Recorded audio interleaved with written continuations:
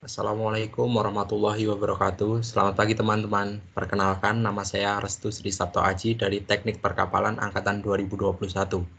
Pada kesempatan kali ini, kita akan membahas mengenai alat tangkap aktif dan alat tangkap pasif.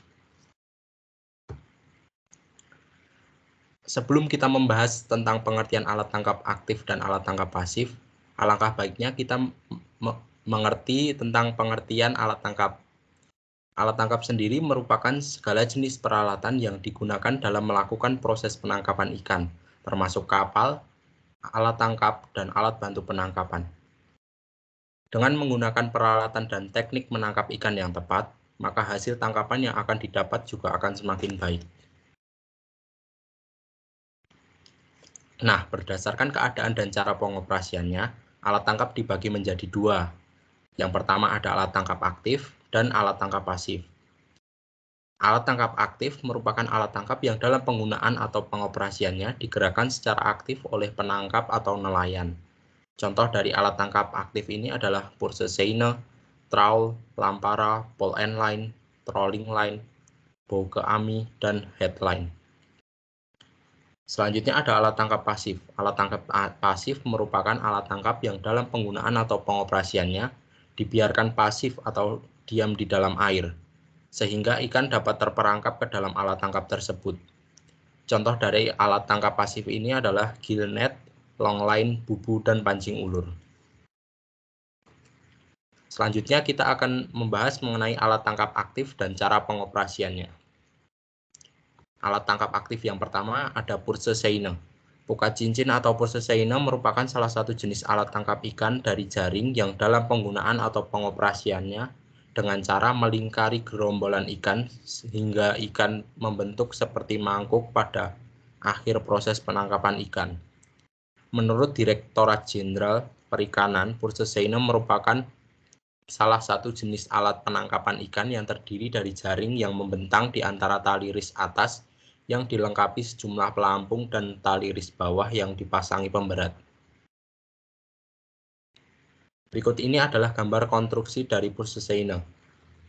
Yang nomor pertama ada pelampung, kedua ada tali pelampung, ketiga ada tali ris atas, keempat ada pelampung tanda, kelima ada sayap jaring, keenam ada kantong jaring, ketujuh ada badan jaring, kedelapan ada cincin, kesembilan ada tali cincin, kesepuluh ada tali ris bawah, 11 ada tali kerut, 12 pemberat, 13 tali pemberat, 14 selvage.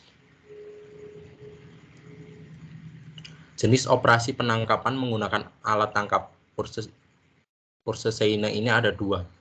Yang pertama ada penangkapan ikan pada siang hari. Sifat operasi tangkap ini adalah dengan memburu di suatu daerah tangkap tertentu, sehingga kapal membutuhkan tenaga mesin dan bahan bakar yang besar. Selanjutnya ada operasi penangkapan ikan pada malam hari. Sifat dari operasi tangkap ini adalah pasif. Hal ini dikarenakan pada saat melakukan operasi penangkapan ikan, nelayan harus menunggu waktu saat ikan berkumpul dekat dengan permukaan air. Selanjutnya kita akan membahas mengenai tahap pengoperasian purse seine. Untuk mengoperasikan purse seine, yang pertama kita harus mempersiapkan kapal purse seine atau pukat cincin. Nah, kapal pukat cincin ini akan berangkat menuju daerah yang merupakan fishing ground. Setelah sampai di daerah penangkapan, lampu pada kapal dinyalakan. Setelah itu rumpon dipasang dan diletakkan pada bagian haluan kapal.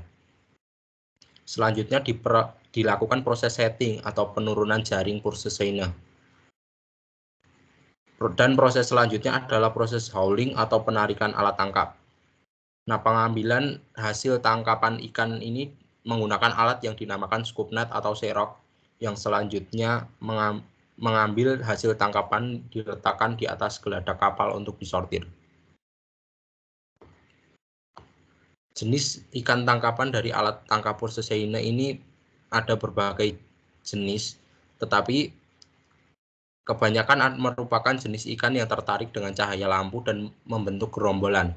Jenis ikan seperti ini sangat sesuai ditangkap menggunakan alat tangkap ini. Sedangkan untuk jenis ikan predator yang memangsa ikan-ikan kecil hanya dijadikan sebagai tangkapan sampingan. Alat tangkap Purseseine ini lebih didominasi oleh ikan-ikan pelagis yang membentuk suatu gerombolan. Jenis ikan pelagis yang banyak ditangkap menggunakan alat Purseseine ini yaitu ikan lemuru, ikan kembung, ikan layang benggol, ikan selar bentong, ikan layang, ikan tongkol, dan ikan bawal hitam. Alat tangkap aktif yang kedua yaitu trawl. Trawl adalah salah satu jenis alat penangkapan ikan yang terbuat dari jaring, memiliki bentuk kerucut atau cone-shaped net dengan salah satu ujung yang terbuka lebar sebagai mulut dan ujung lain yang semakin kecil berfungsi sebagai kantong yang dapat dibuka maupun ditutup. Dengan mulut jaring yang terbuka lebar, selama ditarik, semua benda yang dilewati akan masuk ke dalam jaring trawl ini, sehingga alat tangkap trawl ini tergolong sebagai alat tangkap yang tidak selektif. Selanjutnya kita akan membahas mengenai konstruksi dari alat tangkap trawl ini. Bagian pertama ada kantong atau caught end, adalah bagian dari jaring yang merupakan tempat berkumpulnya hasil tangkapan. Agar hasil tangkapan tidak mudah lolos atau terlepas, maka ujung kantong ini diikat dengan tali. Bagian kedua yaitu badan atau body adalah bagian terbesar dari jaring yang terletak di antara sayap dan kantong. Badan ini memiliki fungsi untuk menampung jenis ikan-ikan dasar dan udang sebelum masuk ke dalam kantong. Bagian ketiga yaitu sayap atau wing. Adalah bagian jaring yang merupakan sambungan dari badan sampai tali selambar. Bagian sayap ini memiliki fungsi untuk menghadang dan mengarahkan ikan supaya masuk ke dalam kantong. Bagian keempat yaitu mulut atau mouth. Pada bagian mulut jaring terdapat 4 bagian, yaitu yang pertama pelampung. Pelampung atau float berfungsi sebagai pemberi daya apung pada alat tangkap yang terpasang pada bagian tali iris atas atau bibir atas jaring agar mulut jaring bisa terbuka. Bagian kedua yaitu pemberat atau sinker. Bagian pemberat ini terpasang pada bagian tali iris bawah dengan fungsi agar bagian yang dipasangi pemberat dapat tenggelam dan tetap berada pada posisi yang seharusnya atau di dasar air walaupun terkena arus. Kemudian bagian ketiga ada tali iris atas atau head rope sebagai tempat pengikat bagian sayap jaring, bagian badan jaring, dan pelampung. Dan bagian terakhir adalah tali iris bawah atau ground rope sebagai tempat pengikat bagian sayap, badan jaring atau bibir bawah, dan pemberat. Berikut ini adalah gambar dari konstruksi trawl yang huruf A adalah bagian kantong, huruf B adalah bagian badan, huruf C adalah sayap, nomor 1 adalah tali selambar, nomor 2 adalah outer board, nomor 3 adalah tali penarik, nomor 5 adalah pelampung, nomor 6 adalah hand rope, nomor 7 adalah tali usus, nomor ke-8 adalah pemberat. Tahap pengoperasian dari alat tangkap trawl. Untuk mengoperasikan alat tangkap trawl ini, yang pertama ada tahap penurunan alat tangkap atau proses penurunan pukat trawl ini dilakukan dari buritan perahu atau kapal bergerak maju dan dengan bantuan perantara tali selambar. Penarikan pukat trawl atau towing. Proses penghilaan pukat trawl ini dilakukan di belakang perahu atau kapal yang sedang berjalan, sehingga pukat trawl ditarik menyusuri dasar kapal. Proses penghilaan pukat ini dilakukan selama 1-2 jam dengan kecepatan hela 1-2 knot. Dan tahap terakhir yaitu pengangkatan pukat trawl atau hauling. Proses pengangkatan pukat trawl ini dilakukan dengan menarik tali selambar menggunakan kapstan ditarik dari bagian buritan atau sisi lambung kapal. Setelah dilakukan penarikan tali selambar, selanjutnya pukat trawl diangkat ke atas geladak kapal. Kemudian alat tangkap aktif yang ketiga adalah pole and line. Buoy atau pole and line adalah alat tangkap yang terdiri atas joran atau bambu, tali pancing, dan mata pancing. Pengoperasian buoy ini pada prinsipnya adalah dengan mengumpulkan ikan yang dirangsang dengan lemparan umpan hidup dan semprotan air. Operasi penangkapan ini dilakukan pada siang hari di sekitar rumpon dengan memperhatikan lingkungan di sekitar, seperti tanda ada burung di atas permukaan air laut.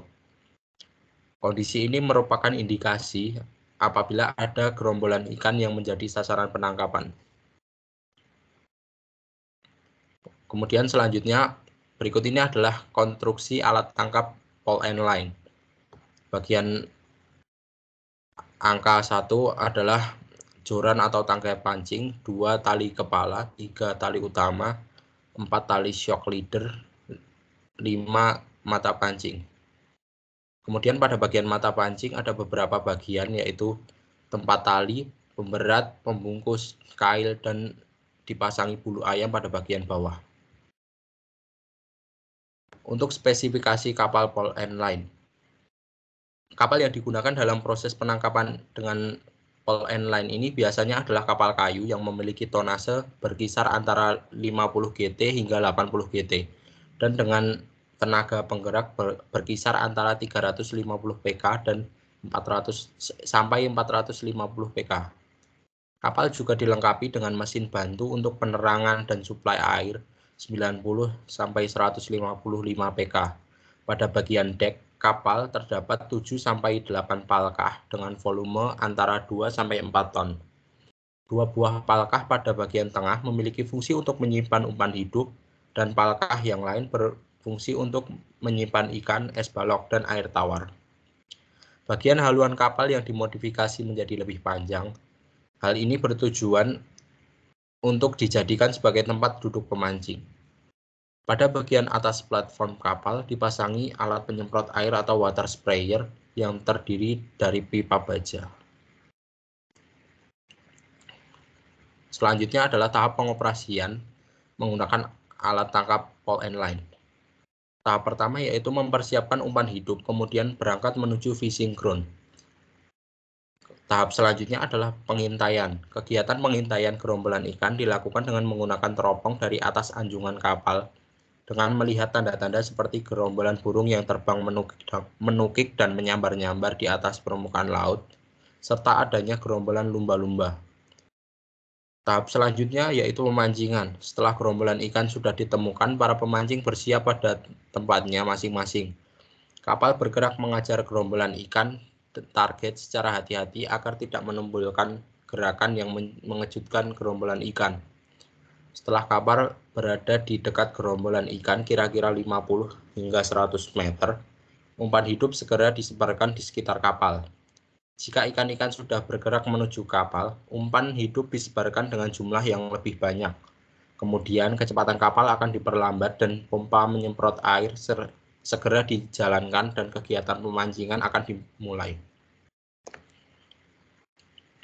Selanjutnya kita akan membahas mengenai alat tangkap pasif dan cara pengoperasiannya. Alat tangkap pasif yang pertama adalah gillnet. Gillnet atau jaring insang merupakan jaring yang berbentuk 4 persegi panjang, mempunyai mata jaring yang sama ukurannya pada seluruh jaring. Lebar lebih pendek jika dibandingkan dengan panjangnya. Dengan kata lain, jumlah mesh size pada arah panjang jaring. Selanjutnya adalah konstruksi gillnet. Ya, bagian pertama ada bagian badan jaring yang terbuat dari bahan monofilamen yaitu nilon atau polyamid. Bagian kedua yaitu pelampung yang memiliki fungsi sebagai pengangkat tali iris atas sehingga gillnet dapat berdiri vertikal di dalam air. Terdapat 2 jenis pelampung yaitu pelampung dari gabus dan plastik. Pelampung dari gabus digunakan sebagai pelampung tambahan yang berfungsi sebagai tanda agar nelayan mudah menemukan ujung jaring yang tidak terikat kepada kapal. Bagian ketiga yaitu pemberat. Fungsi dari pemberat ini adalah untuk menenggelamkan badan jaring. Terdapat 2 jenis pemberat pada gillnet, yaitu pemberat dari batu dan pemberat dari timah. Selanjutnya adalah bagian tali temali. Ada beberapa bagian tali temali pada gillnet, yaitu tali iris atas, tali iris bawah, tali pelampung, dan tali pemberat. Berikut ini adalah gambar konstruksi dari gillnet. yaitu ada bagian pelampung bola, pelampung karet, tali pemberat, pemberat timah, tali pelampung, tali iris atas, dan tali iris bawah. Cara pengoperasian dari alat tangkap gillnet. Pengoperasian dari alat tangkap gillnet ini terdiri dari tahap penebaran atau setting, perendaman atau soaking, dan penarikan atau hauling. Dalam satu kali trip, lama proses penangkapan ikan menggunakan gillnet ini adalah antara 10 hingga 12 hari. Nelayan melakukan tebar alat tangkap gillnet setelah sampai di fishing ground. Pada umumnya, pengoperasian gillnet ini dilakukan pada saat malam hari sekitar pukul 7 malam. Setelah ditebar, jaring dibiarkan hanyut 5 hingga 6 jam. Nelayan menggunakan perahu kecil yang dipasangi lampu buai menuju ke arah gillnet yang sudah terpasang. Ikan dengan tipe foto aksis akan mengikuti arah cahaya, kemudian bagian insang dan sirip punggung ikan akan tersangkut pada jaring. Setelah perendaman selama kurang lebih 6 jam, nelayan akan melakukan penarikan gillnet sekitar pukul 1 pagi. Selanjutnya adalah alat tangkap tuna longline. Tuna longline atau rawai tuna adalah salah satu jenis alat tangkap kelompok pancing yang digunakan dalam kegiatan penangkapan ikan pelagis. Tidak seperti alat tangkap pulse seiner dan trawl, alat tangkap tuna longline ini adalah alat tangkap yang lebih selektif terhadap hasil tangkapannya, sehingga tidak merusak sumber daya perairan. Konstruksi dari alat tangkap tuna longline. Pada konstruksi alat tangkap tuna longline ini, dalam satu basket terdapat 5 hingga 6 mata pancing dengan jarak pemasangan antara tali cabang atau branch line sepanjang 50 meter dengan panjang tali utama 350 meter. Pada umumnya, nelayan yang ada di Indonesia mengoperasikan alat tangkap tuna longline ini sebanyak 100 basket atau 100 unit. Rawai tuna atau tuna longline ini adalah alat penangkap tuna yang efektif. Hal ini dikarenakan pengoperasian jenis pancing yang dibentuk secara rawai atau rangkai dan dioperasikan sekaligus. Berikut ini adalah gambar dari konstruksi tuna longline. Ada bagian bendera, tali utama, tali cabang, tali pelampung, mata pancing, pelampung, pemberat, tiang bendera, dan tali pemberat. Selanjutnya adalah pengoperasian tuna longline. Ada beberapa tahapan dalam pengoperasian alat tangkap tuna longline ini. Tahap pertama adalah setting. Proses setting alat tangkap tuna longline ini dilakukan dalam kondisi mesin kapal dimatikan, sehingga alat pancing yang diturunkan akan hanyut oleh arus atau disebut juga dengan proses drifting. Drifting berlangsung selama kurang lebih 4 jam. Selanjutnya, proses hauling alat tangkap, yaitu pancing diangkat kembali ke atas kapal dan mengambil hasil tangkapan. Terima kasih, sekian presentasi dari saya. Apabila ada salah dalam tutur kata, saya memohon maaf. Terima kasih kepada teman-teman yang telah bersedia menjadi peserta presentasi pada kesempatan kali ini. Semoga apa yang saya sampaikan dapat bermanfaat. Sekian, wassalamualaikum warahmatullahi wabarakatuh. Waalaikumsalam warahmatullahi wabarakatuh.